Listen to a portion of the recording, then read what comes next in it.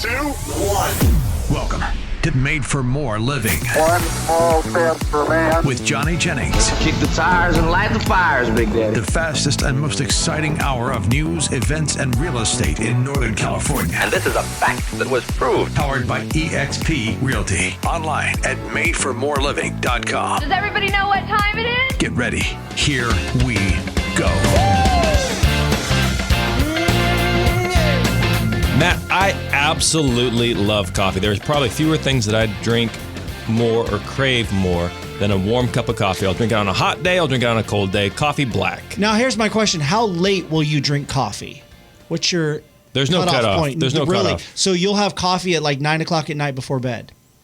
Yeah, if I wanted coffee, yeah. And it's always caffeinated, never decaf? I don't mind. I honestly can't tell a difference. Really? Yeah. I don't know.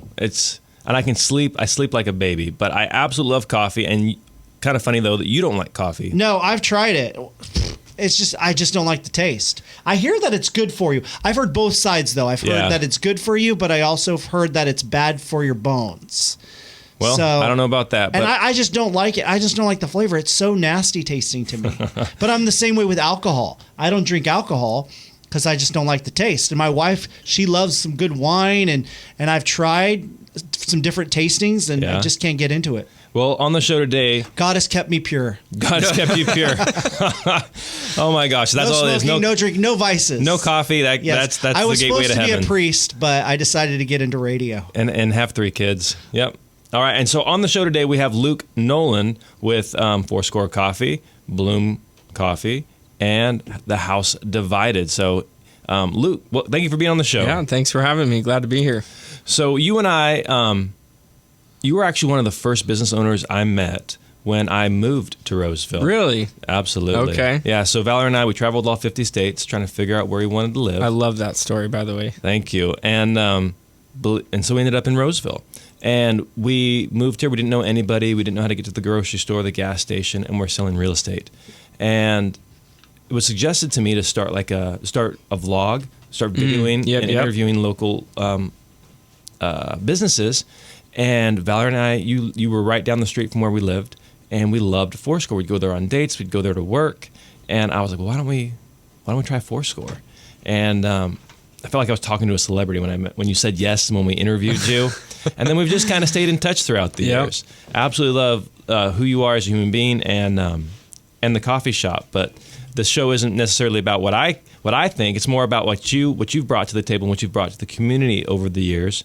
So would you mind just sharing briefly like your background in coffee and kind of how Fourscore was born?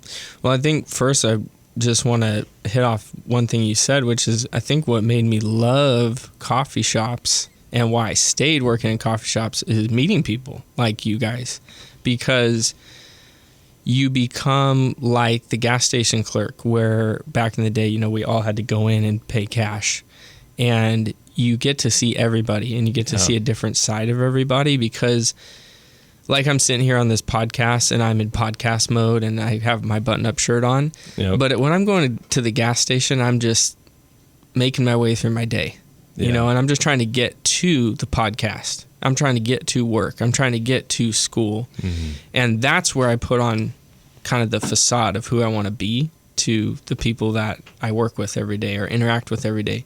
But when you see people at the gas station, at the coffee shop, at the grocery store, if you've ever run into someone at the grocery store that from a different circle, they're like in beast mode. I get my list, I got to get through this and get on with my day. Some of the girls are unrecognizable, like an animal. Because their face isn't on. Yeah, they're just like, I got to get my stuff, And I see this, in people. But there's also a vulnerability that like people want to talk about what's going on with their day and sometimes prepare for what they're doing next. I'm on the way to an oncology appointment.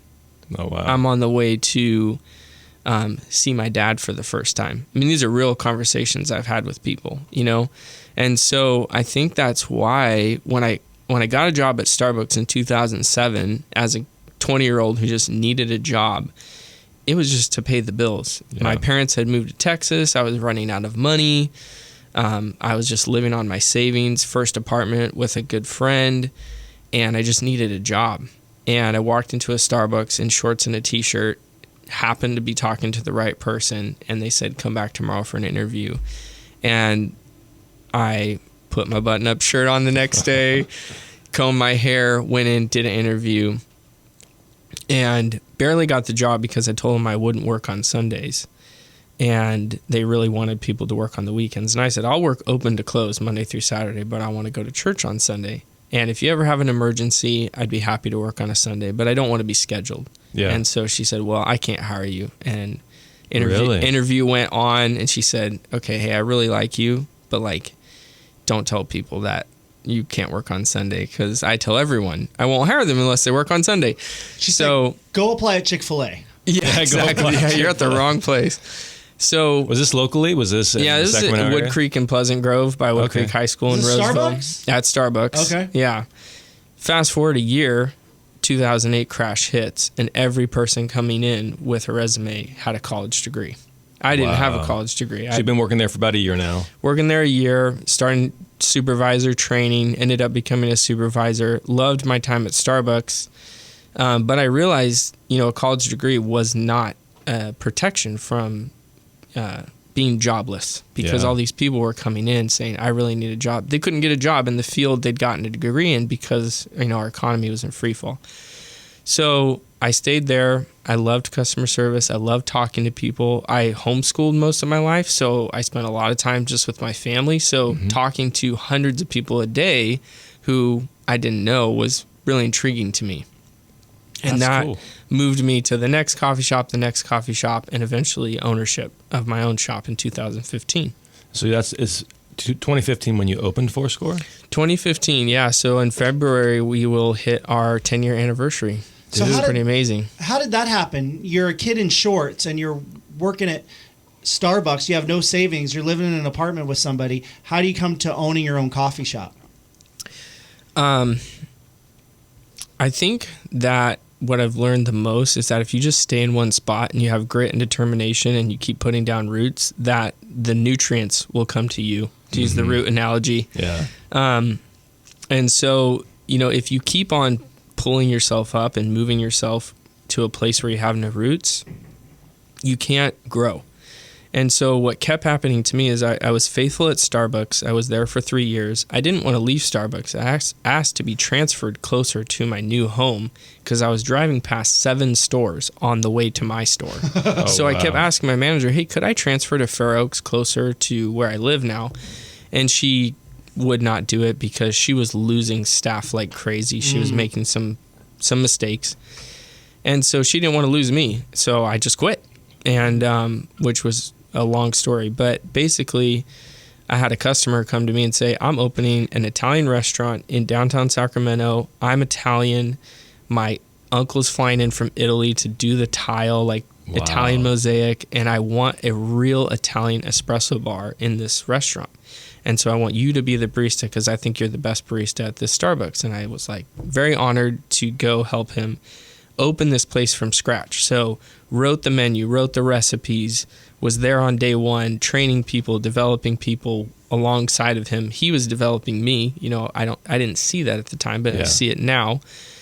And I loved being at the ground floor of a restaurant, and that taught me a lot. When I opened my own place, I saw a lot of mistakes he made, bringing in family members for free and cutting hours of people who were paid staff, things like that, Yeah. that I said, okay, I'm never going to do that, And he was an amazing guy, and I loved working for him, but there were also things that I saw where I said, I don't think that's the way to do it.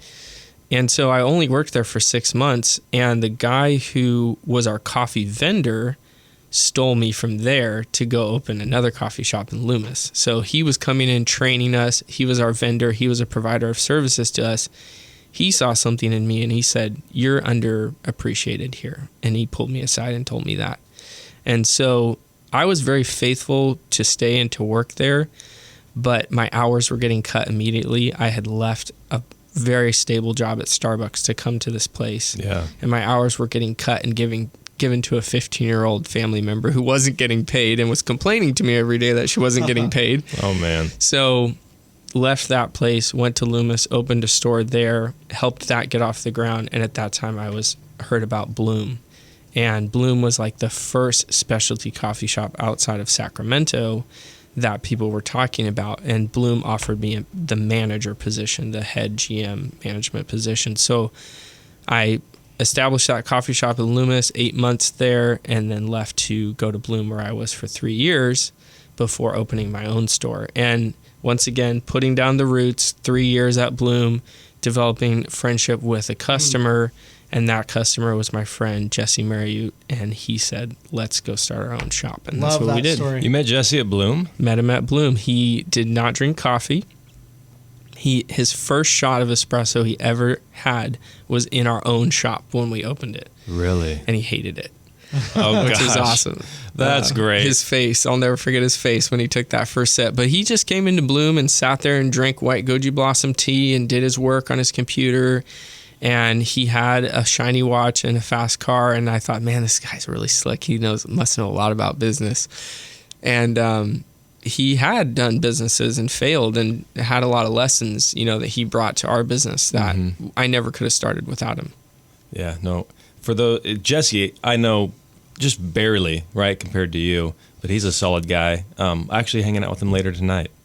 Gonna go hang out with him. So am I. Oh, you're gonna be there? Yeah, I told him to invite you. Oh, well, thank you. Thanks for the invite, Luke. Yeah. Can I say something real quick? I thought I was cool. I texted him. I said, hey, I'm finally cool enough to get an invite. Now I know Luke invited me. Yeah. Johnny, let me see your watch. What do you mean? Your watch. Show it to me. My Apple the Watch? Apple Watch, And yeah. have you noticed his watch? Show Johnny your watch. Look at Casio. that. Like it's an old school 1980s Casio Okay, guys, watch. but here, Walker. everybody thinks this is vintage. I got it on Amazon for like $8. Oh, okay. And that's what everybody should do. There It's you very go. effective. Yeah, it tells time. Although you know what's funny? Well, I you can't lost it, and I found it this morning on my way here, and I thought I was an hour late because I had lost it before the time change, and since time change was like a week ago, I was like, "What? It's already 10 o'clock. The podcast is starting." But is it Bluetooth? No. Oh, my Can't gosh. get texts. No. Can't make calls. I know. Right. Johnny's plugged in, man. He's on the Doesn't have your toilet calendar answering on it. emails. Yeah. You never know. If you're getting a phone call or a text, you never know where I am. You never know. But I know. think you're a trendsetter. I think people are going to start wearing those old school Casio watches. It's kind of a thing that comes with the barista territory is that they're like hipster and My wife hipster's getting old, though. my wife jokes that I'm an actual hipster because she's like, you actually are dirty, you're actually not cool, you're actually are doing things that nobody else is doing, and the hipsters that we all see on the news they're trying to be hipsters. Yeah. Yeah. You can't I try. just am accidentally screwing up. So Whatever you're doing, you're doing well. all right, thanks. Mike, they say there are two guarantees in life: death and taxes. Yes, that's very true. But they're forgetting one. There's the guarantee from Johnny Jennings and the Tom Daves team at Made for More Realty. They'll give you at least 3 guaranteed cash offers on your home in as-is condition. Like they did for Sabrina. She wanted a cash offer on her home, so they brought her a dream offer. She accepted it and was even able to stay in the home after closing so she could make a smooth move to her next house, which they helped her buy. Yeah, and there is something special about using Johnny Jennings and the Tom Daves team at Made for More Realty because they have an entire team to make your home buying process as easy and simple and stress-free as it can be. And if you choose to go with the cash offers, you don't even got to do all the showings and have strangers walking through your house, none of it. Plus, you get on average a 3% higher purchase price, and they will sell your home 27% faster than other realtors. So, you expect more? Get more with Johnny Jennings and the Tom Daves team at Made for More Realty. Just Google Made for More Realty today and get more for your home. License number 198-2171. This is Made for More Living with Johnny Jennings, powered by eXp Realty. Online at madeformoreliving.com. So we are on the show today with Luke Noland with Fourscore Coffee, but that's not all you own, right? That's not your only business. You mind sharing a little bit about your other businesses? You want me to give up all my secrets? Are these secrets? Well, Do you sell it's kind of Avon secret. on the side? Yeah, exactly. I thought I That's how I noticed a paid car for in that the boat parking lot that had the Avon sticker on it. and my face just with a big thumbs up. Yeah. And a suit. So you got Fourscore. Yeah, so we have the coffee shop, and during COVID, we reconnected with Bloom. So I left Bloom as an employee to start Fourscore, And during COVID, a lot of coffee shops suffered pretty bad. And we heard that Bloom was going through some tough times. They had just done a big remodel right before COVID. Yikes. So they had already been closed for months for their remodel. And then they reopened, maybe like a year afterwards, COVID hits. And suddenly, they're in the tank. And so my wife and I met in front of Bloom for a job interview. She was interviewed. You met Jesse at Bloom. I met Jesse. You met your wife at Bloom. Yeah. So it was really special to us, Yeah. And so when we heard that there was a chance that they might go out of business or sell, or just that they were going through a tough time, I don't really know what was going to happen. We reached out to them, and I met with my old boss, and I said, hey, Mark, love you guys, love Bloom. You guys poured so much into me, taught me a lot. I'm thriving in the midst of COVID because God has given me the wisdom to pivot and do these things, and our sales are going up, not down. Wow. And so I hear what's going on at Bloom. I go in there as a customer. I see the environment. I see the people, no life in the place, and I want to help. And he was like, done deal. What do we need to do next? So in 2021, in the fall, I jumped in as a consultant for them. And that was my first real consulting gig. Every time it was just like, hey, can you help me with this? Can you help me with that? Yeah. This is the first time I invoiced somebody. And it just worked out beautifully. They had a manager who had been there 7 years ever since I left, and she was totally burnt out. She had given her heart and soul to Bloom again and again. She had had run-ins with the owners. She'd had run-ins with customers during COVID that just exasperated her, And so she said, hey, if you're going to be here, I'm going to step away because I know Bloom's in good hands. And so just like me, she wanted to see it continue. And that was part of the reason she was holding on and not leaving. And it's crazy in coffee. A lot of people do that. They hold on too long. My dad had this saying in wrestling, position over grip. Sometimes you have a good grip on the other guy, but you're not in a very good position. And sometimes coffee people can get really emotional and they keep a grip, but they don't have very good position.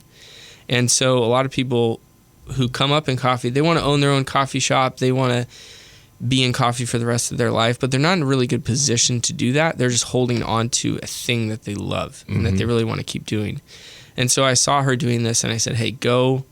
I got it. We're going to be fine. And sure enough, we took them from about $35,000 a month in sales to a year later, they were doing $75,000 a month in sales. Wow.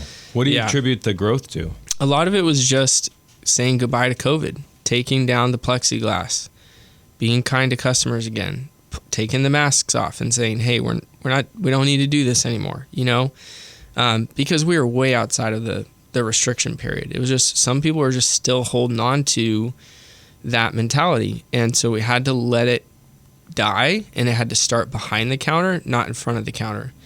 And, there was a lot of stories I'm sure everybody heard of confrontations at Costco and this and that. And those things were happening, in little coffee shops and stuff. People were yelling at us. People were yelling at each other. And so to have to be the arbiter and to have to be the mediator and to have to be all these different things, it was too much for a barista getting paid $15 an hour. And so a lot of them pieced out and said, I'm done. Yeah. So at one point they had gone down to only 2 people employed there. And now they have 16. So it's like just drastic, understaff. And so we just kind of just said goodbye to some of that stuff. And we just started, bringing back up the culture that had been there before. And so now it's thriving. And Bloom is really special because it has a full kitchen. And so they can do food. So it's more like a restaurant cafe. And so one of the things we did was rebranded it from Bloom Coffee and Tea to Bloom Coffee and Kitchen, and started focusing a lot more on the food. And that's where we're really kicking it. So you came in as a consultant in 21, helped grow them, basically more than double their sales in a year. And then when did you transition into ownership? Yeah, so after about a year, I started talking to them about taking the reins back. And that's when the conversation of becoming managing partner opened up. And so in January of 2023, I became the managing partner. So bought in some ownership, and the guys it's always been kind of on the side for them. They have day jobs, they have other businesses. And so it was never something where they could just step behind the counter and serve the staff, serve with the staff. And so for them to have a partner who could do that was invaluable. Absolutely. And for me, a huge blessing, because not only could I exercise the muscle and explore the idea of having multiple coffee shops without having to start one from scratch, I could go back to a place that I already knew I could make successful, because I'd done that as an employee and I'd done that as a consultant, and I knew there were still little dials we could turn, things we could tweak to make it even better. But that's not all, folks. So you have Fourscore, you have Bloom, and then you have House Divided. Yeah, so in 2017, my landlord at Fourscore started talking to me about taking on some more square footage behind our coffee shop. And I was just exasperated by my rent going up all the time. Yeah, I had already taken on more square footage, opened up a side room to create more seating. You guys still call it the library? The library, Yeah. Yep. So it's just a little kind of a side room. It's about another 1,000 square feet, kind of a more library feel with a lot of books, couches, booths. It's just really comfortable, good for studying, good for co-working, which is really big, now, and nobody goes to the office anymore. I can't tell you how many times people have walked out of the coffee shop and I hear them say, "Does anybody work anymore? That place is packed," And that's just a funny thing people like to say. And then he said, "Hey, I have this 800 square foot thing on the back. It's kind of a separate building, but it's attached and there's a door. And I've built this bar, but I don't want to run a bar. And would you run a bar?" And I said no. And the next year I said no. And then the next year I said no. And then I was 3 weeks away from being month to month on my lease, because he would not meet with me to negotiate renewing my lease. And I said, "Hey, Richard, I really would like to get another 5-year lease because I have this thriving business. I don't want to be month to month." And he said, "Well, have you thought about that bar anymore?" He just wouldn't let it go. He would not let it go. And so I had a come to Jesus talk with him. I went to his house. You had to come to Jesus talk about the bar. Yeah, we went and sat next to his pool, and he made me a hamburger on the barbecue, and he treats me like his son or his grandson, which is really cool. And I think that that's part of the blessing that I've seen there, is like when you have somebody who takes you under their arm, don't push that off. Don't be like, "Hey, I don't need your help. I don't need your mentorship," but rather press into that and say, "Okay, what do you see for me? Because I don't see what you're seeing." And he said, "You could do this, and you could do it really well." And so we took over this space from him in 2021, and we started painting it, putting up new fixtures, developing an idea of what this business would look like, and we opened up this tiny bar behind the coffee shop. He had the liquor license. He had everything that we needed to say yes. Had he just been sitting on the liquor license? Or? Yeah, so when you get a liquor license, you have to start using it within 30 days unless your building's under construction. So every, 3 months or 6 months, you have to file a piece of paperwork that says we're still under construction. So that's what he'd been doing, and it was true. He was just doing it really slowly. And so in the end, we transferred the license from him to us, and we signed a lease, and now it's a thriving separate business that operates Tuesday through Saturday in the evenings, 6 to 11, and we serve just basic cocktails, and we are not pretentious. We're not over-the-top mixologists. We just approach it the same way we did with coffee, which is we're going to have a great product at an approachable price, and we're not going to be snobby about it, because I saw a lot of coffee shops be really snobby and drive people away. Yeah. And you see that even more to the nth degree with bars. And so we just wanted to have a place where you're not here to get drunk, you're not here to party, you're here to come, with someone that you love or someone that you want to get to know and have a drink or two and have a good environment. It's a mature bar. Very much I think so. that's a good word to describe it. But it's not your typical bar either, right? Why do you say that? It's kind of got the speakeasy vibe. Yeah. It's hard to find. It's in an alley. It's got a nondescript door. My GM, Jason, and I, who ironically, Jason was my assistant manager at Starbucks. So he was the guy that I met when I was in shorts and a t-shirt who said, "Come back tomorrow for an interview." And he was my boss at Starbucks. Wow, full circle there. Yeah. So in 2021, he came to me and he said, "Hey, I've some life circumstances. I'm looking for a job. Do you know anybody? Because he just knew I was involved in the business community, just know people from the church community, etc. Mm-hmm. And I said, well, I'm thinking about opening this bar. You want to do it with me? And he said, well, I don't want to be your partner, but I'll be your top dog. So that's what he's been for the last almost 3 years now. Got it. And so, but Valerie and I have been to House Divided a number of times. You've had some smaller events there. Yeah. And we've had a lot of fundraisers, which is awesome. So if somebody wants to use it, how does, like, if they want to, are they able to rent it out or? Yeah. So we're on both the coffee shop and the speakeasy bar are on an app called Peerspace, Peer. And you can find us on there really easily if you just search in the Roseville area. There aren't many venues available in that area, which I think has driven a lot of business our way. But it's an easy way to, like, have a baby shower, have a birthday party.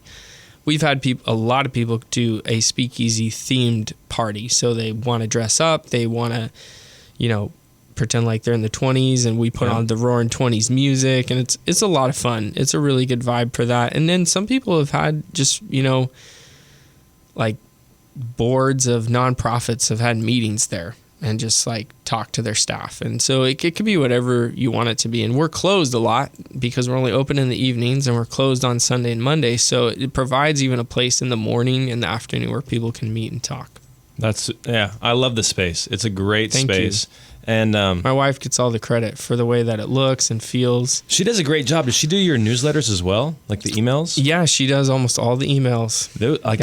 I like opening them. Do they make you laugh? Well, they make me chuckle, like the different code try to be words as cheesy stuff. as possible. Well, over the top cheese, but they're aesthetically like beautiful. Yeah, like I love the green. We got some crap a week ago because we did passwords that were, the first password was vote. So we're open on Tuesday is our first day open for the week. So we didn't know how the election was going to go, but we made our password vote on Tuesday. Okay. The next day we made Patriot. So no matter who the winner was, the password was going to be Patriot. Yeah. But we got a little bit of flack because people thought we were referring to the winner as the only Patriot. Well, he does have a following called the Patriots. Oh yeah, that's true. But all of us should be Patriots. Yeah. Red, white, or blue. I agree. Red, white, or blue. I love that. But one of my favorite things about the House Divided is that buffalo. Yeah. I love that you buffalo. You named the buffalo. Thank you so much for letting me do that. Yeah. Bix the buffalo. Yeah, some little kids asked me the other day, what's the name of that buffalo? Yeah. So it's just really cool decor, really cool space. Thank you. So to recap, you have Fourscore, you have Bloom, you have House Divided. Anything else on the horizon? You should get your real estate license. There you go. Yeah. I think we're going to become part owners of a restaurant that is struggling near us. That kind of similar to Bloom, similar story, similar trajectory. 16 years they've been open, and they just need somebody to come in who knows what to do. Wow. Okay. And I wondered if that doesn't happen, roasting coffee is probably in the near future as well. So that's so interesting to me because you and I had spoken about that in the past, and it sounded like you weren't interested in it at the time. Well, I used to be part owner of a roasting company, amazing roasting company called Valiant Coffee Roasters. They're in Auburn, California. They're right behind Taco Tree. If you're an Auburn person, you know where Taco Tree is. And they're right behind, next to the axe throwing place. They currently just have a wholesale operation there, but they're getting ready to open up their cafe at that space. Do they do the coffee for Fourscore? For Fourscore. Yeah, so if you've bought a bag of beans at Fourscore, it's Valiant Coffee. That's where I've seen it then. Yep. Okay. Yeah, so Eric and I started Valiant Coffee in 2014, and we did that together until 2021. And then he wanted to open up a Valiant Coffee shop, and we just both had talked for years about the confliction between the Valiant brand and the Fourscore brand. When we started Fourscore, we invited him to be a part of that, but he was having his first kid, and it just seemed like a lot of extra to add on starting a new business, which I totally understand. And so he decided not to be a part of Fourscore, and so he wanted to go and just do Valiant, and him and his wife have just totally thrived doing Valiant and growing that. Okay. And we serve their coffee, and they serve their coffee at a lot of great shops in the greater Sacramento area. Is it just shops, or are there restaurants that they serve as well? There are some restaurants too. Is Sienna one of them, or? I'm not sure, but I wouldn't be surprised. Okay, because I want to say it is. At Because I Sienna? love the coffee at Sienna. Okay. Yeah. Yeah, the restaurants are starting to come around to not just having, a really low grade cup of coffee, but rather partner with a local. Like, why would you do that, right? You serve great local food, like locally grown food. You have local breweries, you have local wineries. Yeah. Why would you just buy Folgers and throw it in the thing? Because a lot of times is one of the last things people consume when they go out to dinner because they get coffee with their dessert. Yep. So it could be literally the last thing they put in their mouth before they leave. They finish the last bite of dessert, they take a sip of coffee. Head out the door. Yeah. Why would you want the last taste in their mouth to be bad? That's a really good point. But I'm with you. I wish churches in the area would have like Fourscore coffee or a local person rather than, a big box name brand type of a thing. Along those lines, we just finished in October relaunching Bayside Blue Oaks Cafe. So Bayside Blue Oaks has a fully built out coffee shop cafe inside of their space. If you've never been there, it's really amazing. They're actually top rated on TripAdvisor in the Roseville area because they have this indoor play place for kids. So when it's rainy, when it's 110 degrees outside, you can bring your kids, and it's a great place to hang out. So they're serving your coffee now. Yep. At Blue Oaks. They're serving Valiant. So Valiant. we partnered them up with Valiant, but we came in there for a month, and I was there from first service to last service on Sundays, just helping train their staff, get them ready to be able to be open more. They're about to relaunch being open 5 days a week. So right now they're still just open on Sundays and I think on Wednesdays maybe. Any indication online that they might do a Bayside Adventure? So Bayside Adventure is a little different because they have the school there. So there's a little bit of restrictions, that are for any school. And so they can't be open during the week and have people from the public coming on the school campus. But at least on Sunday, serve your coffee. Yeah, I don't know. I haven't been there in a while. Is that where you guys are attending? That's where Valerie and I go. Okay, yeah. Put a bug in their ear. Give them my number. Yeah, I will. I definitely will. Well, when we come back, we will be talking about the topic that we kind of breezed over at the beginning of this radio show, and that was putting down roots and how important that is, because that is something that whether you're in coffee or whether you're in real estate, it's key. Important. Okay, Matt, it is no secret this time of year can get a little bit stressful because there's so much that you need to do.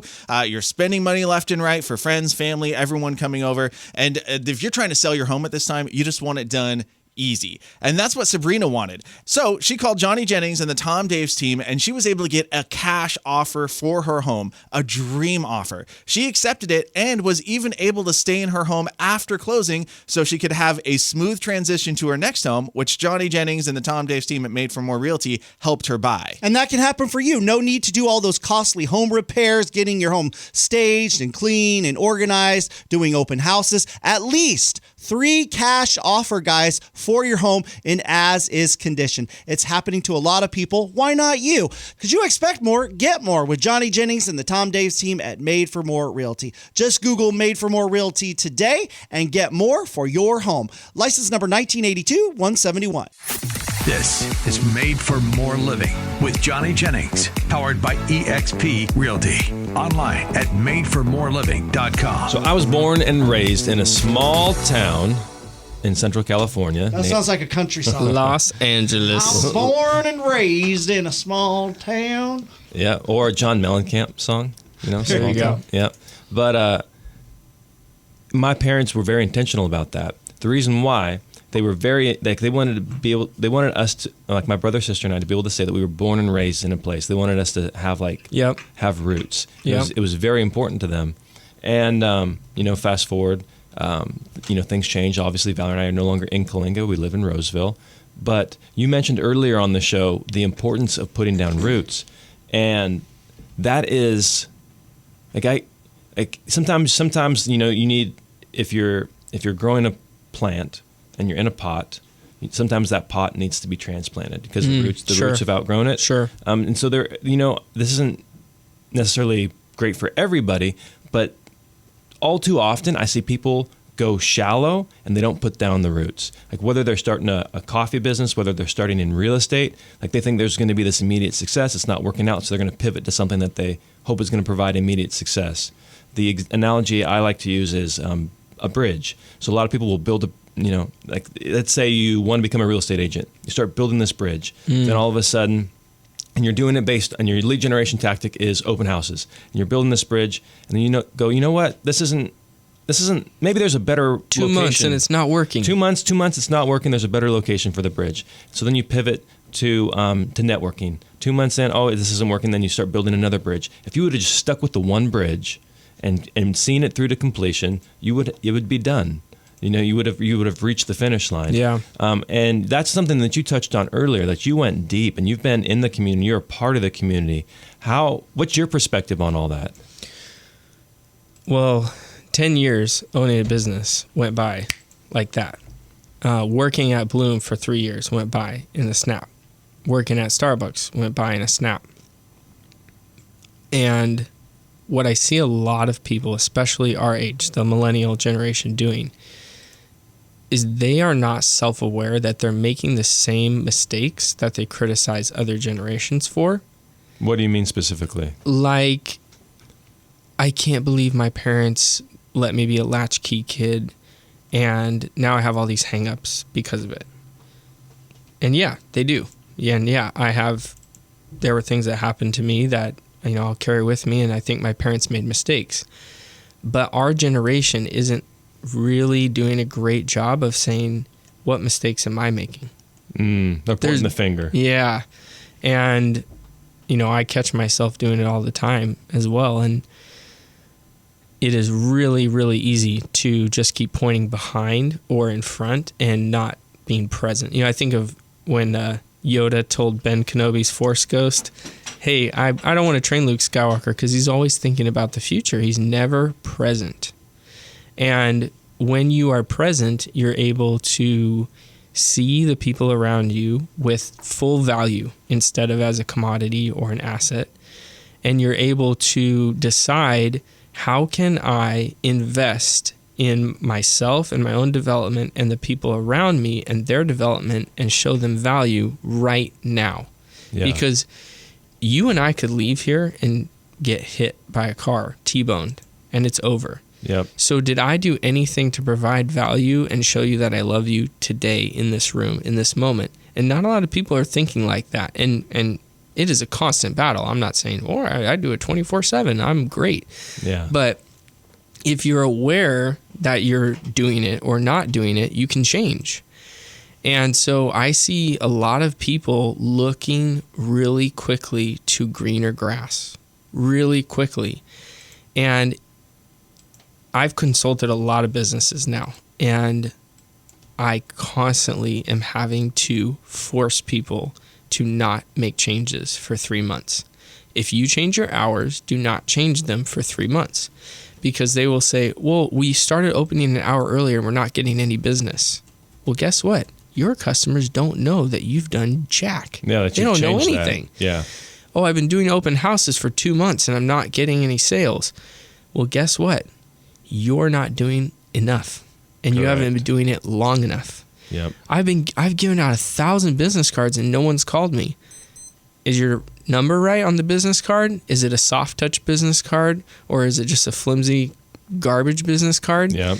Maybe you need to change something, And so there's one of the things we teach in coffee is the 5 M's. And if you're listening to this podcast and all we're waiting for is this guy going to tell me how to make better coffee? Here's your chance. Google the 5 M's of espresso, the letter M. And that is 5 Italian words that talk about the different things that make coffee good or bad. And they're all Italian words that start with the letter M. And the first one is mano, which means hand. And you always start with the hand of the barista.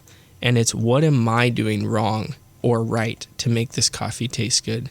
And everybody likes to jump to the other 4. Mm-hmm. One is the machine, one is the maintenance, one is the blend of the coffee. And so people like to jump to that. Temple's coffee sucks, man. They don't know how to roast anymore. Oh, Verve's getting too big. They sold out. They all roast everything too dark.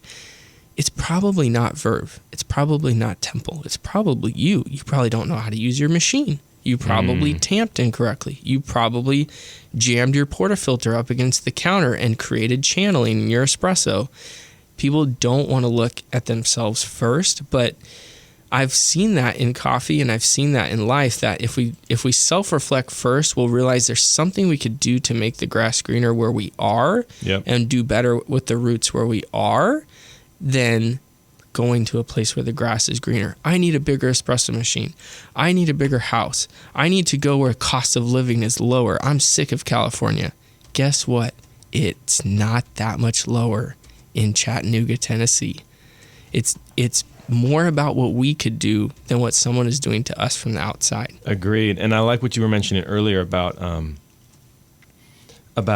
being present in the moment, because oftentimes people are, myself included, so, this is the kettle calling the pot black, but it is more of a transaction and there's a bit of a distance. If it's a phone call, if it's a social media interaction, or if it's somebody that is a customer that isn't going to be a customer forever, you're just there for, whatever that product is that you're serving. It's very transactional.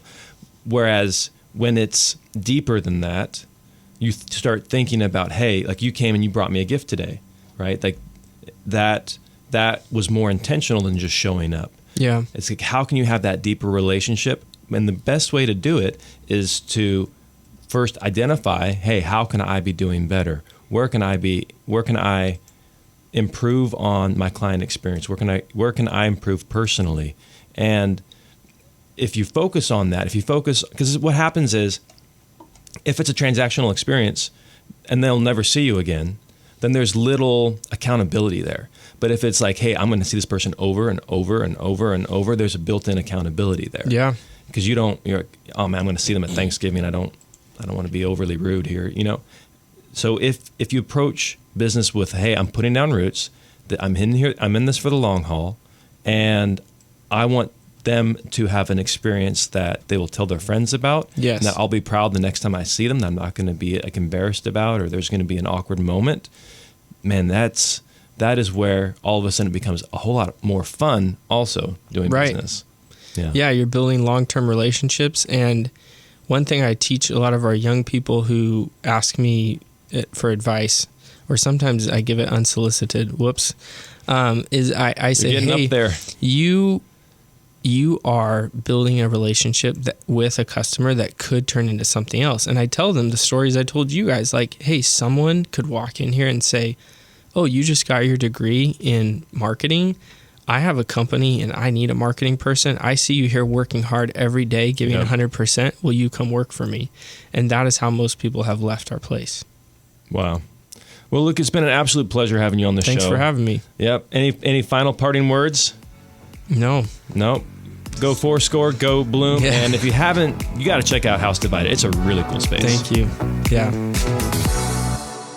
Mike, they say there are two guarantees in life: death and taxes. Yes, that's very true. But they're forgetting one. There's the guarantee from Johnny Jennings and the Tom Daves team at Made for More Realty. They'll give you at least 3 guaranteed cash offers on your home in as-is condition. Like they did for Sabrina. She wanted a cash offer on her home, so they brought her a dream offer. She accepted it and was even able to stay in the home after closing so she could make a smooth move to her next house, which they helped her buy. Yeah, and there is something special about using Johnny Jennings and the Tom Daves team at Made for More Realty, because they have an entire team to make your home buying process as easy and simple and stress-free as it can be. And if you choose to go with the cash offers, you don't even got to do all the showings and have strangers walking through your house, none of it. Plus, you get on average a 3% higher purchase price, and they will sell your home 27% faster than other realtors. So, you expect more? Get more with Johnny Jennings and the Tom Daves team at Made for More Realty. Just Google Made for More Realty today and get more for your home. License number 198-2171. This is Made for More Living with Johnny Jennings, powered by eXp Realty. Online at madeformoreliving.com. Matt, I'm sure you don't know any other real estate agents, do you? No. Not in this room right now. It's so rare to run into another realtor. Yeah, for sure. So You're being sarcastic, obviously. Everyone and their brother knows someone. I think at least 10. That's the average is 10. Yeah. So when I'm meeting with sellers or meeting with people, they're like, "Oh, I know somebody." I'm like, "Well, I hope you do, because if you don't, then we got bigger problems, right?" Right. You should know at least 10 realtors. But what I've noticed over the years is a lot of realtors use the same lines. A lot of low grade realtors use the same type of terms, or they promise certain things, and as soon as I hear it, I'm like, oh my gosh, they were totally fibbing, right? Like what? So an example would be, These are realtors who are not experienced, or they're not successful, and they're kind of just they're hungry. They're hungry because they haven't worked with anybody in a long time. okay. They're So hungry, I would say or desperate. desperate. Gotcha. Desperate, or maybe even borderline unethical. Wow, So really? these Okay. are some lines where if you hear it, if somebody tells you this, you need to do some digging, because it might be genuine, it might be sincere, it might be true, but more often than not, it's a load of horse pucky. Oh, wow. Okay. Let's Right. hear it. So one of them would be, "Hey, I have a strong social media presence. Like I'll be able to find you off market deals. I'll be able to sell your house better because I have an Instagram account." Right. And a lot of people are giving credence to that. That sounds interesting. That sounds wow. Like, wow, there's all these people who are looking at your Instagram, but how many sales? My follow-up question would be, okay, great. How many sales? Like, what? Prove to me the number of sales you've gotten off your Instagram account. Because people are looking. So, for example, as of this recording right now, my Instagram account has engaged with about 50,000 people organically in the last 30 days. 50,000. How many sales have come from that?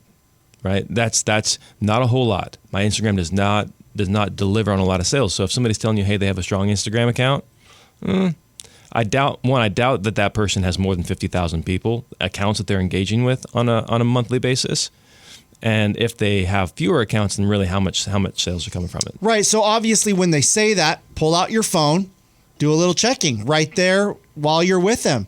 Say, hey, Yeah. I noticed you have about 800 followers on your Instagram. But even if they have a lot, like that's social media is a trap. That's 100% a trap. They're trying to sell you something that is irrelevant. Like, I can't tell you how many people I've seen who have strong social media accounts. But then I look up their production, it's way below. So then what would you say is the benefit of having a strong social media? It benefits the engagement? agent. It benefits the agent and brand awareness. Okay, so it's brand awareness, but it doesn't actually sell homes. It does not help you if you're looking to buy or sell a house. Okay, why is that? Because it's like a billboard. It's like again, it's just brand awareness. It's not tactical. It's not the best. So That's not how people are searching for homes. No, and so a study was done recently, and it showed that statistically, just by posting, there's no statistical improvement or likelihood of generating business off of a post. Interesting. Like statistically irrelevant. Because you're right. I mean, if a family is looking for a home, their first thought is, well, let's go check Instagram and see what we can see what's available. No, they don't. So yeah, you might get a lot of brand awareness, but you're right. For people that are looking to buy a home or sell a home, it's not the first place they go to. But here's where that study got interesting. So if you're just posting, who cares? But if you are engaging with the people who are liking and commenting on the post, that's where all of a sudden social media can start becoming a useful tool. Yeah. But most people just post or they just comment back. Correct. But they're not calling those people. They're not direct messaging those people. They're not using the call feature on Instagram or Facebook Messenger to directly communicate with them. Because that takes time and resources. And if you're Exactly. all by yourself solo, you don't have the time for that. Nope. And So what's another line? So there's that one. There's the list of off-market properties. Hey, I have a list of off-market properties. Everybody, I think that's very popular. Some people even put it on their signs. Come by for a list of off-market properties. And so there are lists out there. Like we have a list of over 80 off-market properties. So it's a significant number, but These are properties that are not on the MLS. correct. Yep. They will be coming on the MLS, or they may never hit the MLS depending on what the client wants. So we do have like over 80, which is a sizable list. Right. But if somebody's talking to you, I would ask, how many are on the list? Right. Like, how many do you have? Like 2? I don't care about your 2. You know, you got one in Antelope and you got one in That's a list technically if it's more than one. But that's my point. So the whole idea behind this is like what's being said and what's reality. I have a lot of social media. I have an off-market list. What's the reality? And then I can get you a deal. Hey, I'm well connected. I can get you a deal. Like, these are things that you need to drill down on and quantify. Sure, because they seem enticing, especially if you're looking for a good deal. Hey, I've got the list of the off-market properties. You know, I'm going to sell your home because I've got a strong social media presence. You know, I've got all the hookups. It sounds enticing, but you can't be dumb. You got to be a savvy consumer. Yep. When it comes to this most important transaction of your life, do some digging. You got to do some digging. A lot of people say, hey, I have a database of buyers. Great. How many buyers? Like, what does this mean, a database? Like, at the Made for More team, we have over 15,000 buyers in our database. Okay, that's great. What are you going to do to reach them? Right. So what we'll do is we have a team of people who work for us. They will segment that list down based off bed, bath, location, price, and they will segment that list down, and they'll actually call those people. Like, is your typical realtor going to do that? No. And the biggest one that I know the agent is lying when I hear this, whether it's a property manager, whether it's another real estate agent, is when we have somebody that comes to us, like they've agreed to work with us to sell their home, and then they say, hey, you know what? I just ran into so-and-so. They said they have a buyer. When somebody says they have a buyer, instant red flags. Now, why? Because if you have a buyer, write the offer. I don't understand what the benefit is of talking about an offer. Like, you have a buyer. So this is a realtor who has not signed anything or developed a relationship with you. They are not your agent, but they're telling you they already have a buyer. So oftentimes these people have been interviewing other agents, and then they meet us and they agree to work with us. So they sign a listing agreement. And then they're going, oh, well, so-and-so said they had a buyer, or so-and-so said they had a buyer, or I might not work with you because this other person said they had a buyer. And as soon as I hear that, I'm like, well, shoot, why have they not brought this buyer to the table? Right. Like, what's holding? So again, drill down a little bit deeper on those one-liners. Specifically, my agent says they have a buyer. Okay, Matt, it is no secret this time of year can get a little bit stressful because there's so much that you need to do. You're spending money left and right for friends, family, everyone coming over. And if you're trying to sell your home at this time, you just want it done easy. And that's what Sabrina wanted. So she called Johnny Jennings and the Tom Daves team, and she was able to get a cash offer for her home, a dream offer. She accepted it and was even able to stay in her home after closing so she could have a smooth transition to her next home, which Johnny Jennings and the Tom Daves team at Made for More Realty helped her buy. And that can happen for you. No need to do all those costly home repairs, getting your home staged and clean and organized, doing open houses. At least 3 cash offer guys for your home in as-is condition. It's happening to a lot of people. Why not you? Because you expect more, get more with Johnny Jennings and the Tom Daves team at Made for More Realty. Just Google Made for More Realty today and get more for your home. License number 1982-171.